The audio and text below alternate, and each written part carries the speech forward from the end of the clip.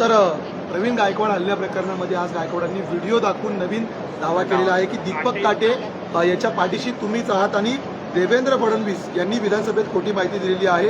या हल्ल्याचे आणि या घटनेचे मास्टर माइंड बावनकुळे आहेत. प्रवीण गायकवाडजीच्या हल्ल्याबद्दलचा निषेध मी पहिल्यांदा केला.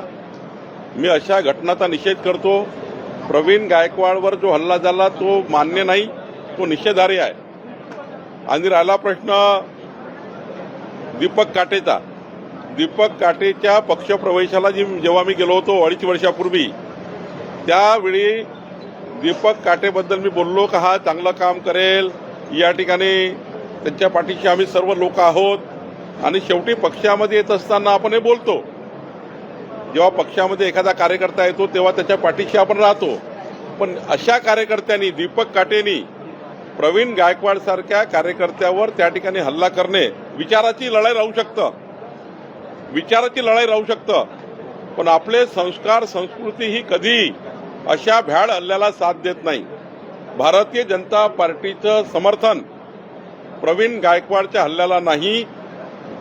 महाराष्ट्र सरकारच्या कुठल्याही व्यक्तीचं आणि कुठल्याही आमदार खासदारांचं समर्थन या हल्ल्याला नाही.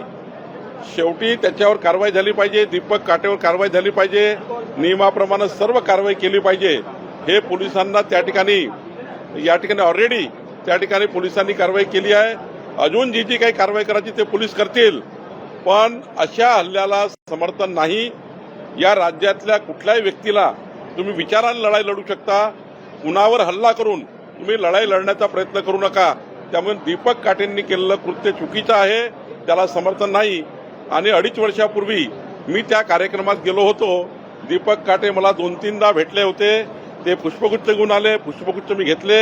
आणि त्यामुळं दीपक काटेच्या कुठल्याही वाईट कृत्याला आमचं समर्थन नाही. सर, पण दीपक काटे प्रकरणामध्ये गायकवाडांचं असं म्हणणं आहे की मराठामध्ये वाद लावण्यासाठी तुमचा हा डाव आहे. एवढंच नाही तर माजी गृहमंत्री जे होते अनिल देशमुख यांना सुद्धा जेलमध्ये टाकण्याचं काम केलं, त्याच्यामध्ये पण मास्टर माइंड म्हणून बावनकुळेंचंच नाव पुढे. अनिल देशमुखाला विचारा, ते कधी असे बोलतात का? अनिल देशमुख कधी असे आरोप करतात का माझ्यावर? एक तर अनिल देशमुखला विचारा. राहिला प्रश्न समाजामध्ये तेढ निर्माण करण्याचा, तो आमचा धंदा नाही आहे. चंद्रशेखर बावनकुळे कधी जातीपायीचं समाजाचं राजकारण करणारा कार्यकर्ता नाही आहे. आणि असे मास्टर माइंड वगैरे आमच्या डोक्यात नाही आहे कधी. आम्ही संस्कार, संस्कृतीने काम करणारे कार्यकर्ते आहोत. आणि त्यामुळं मी आधीच सांगितलं, अशा घटनांचा आम्ही निषेध करतो आहे. प्रवीण गायकवाडसोबत झालं ते चुकीचं झालं आहे. त्याच्यावर प्रचंड कारवाई करण्याची गरज आहे.